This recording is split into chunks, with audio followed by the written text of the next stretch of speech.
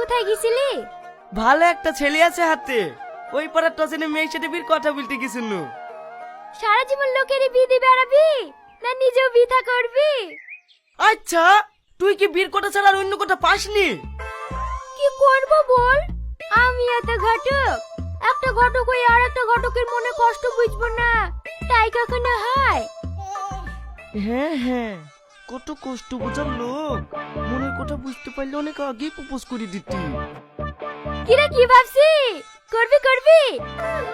হাতে ঐশ্বর্য রায়ের মতো সুন্দর একটা মেয়ে আছে, করলে করি ফেল, এরকম মেয়ে হাতছাড়া হয়ে গেলে আর পাবিনি। এই, আমার বিলি তোর তো মাথা ব্যথা কেনে, তুই করবে না? হ্যাঁ করবো তো, হাতে সেরকম ছেলে আছে।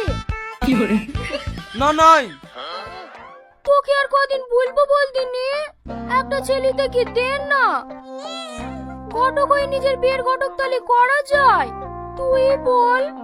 আচ্ছা ঠিক আছে, তোর কেমন ছেলে পছন্দ বল। হ্যাঁ, আমার ঋত্বিক রোশনের মতো হাইট হবে, সালমান খানের মতো বডি হবে, আমির খানের মতো ফর্সা, আর শাহরুখ খানের মতো স্টাইল হলেই চলবে। কি রে, এরকম ছেলে পাবো না? দেখা পাবি কি না? ছাড় রাস্তা ছাড়, আমার অনেক কাজ আছে। ওই জল নাকটা লেগে মনে হয় আমাদের বিয়ে হবে না।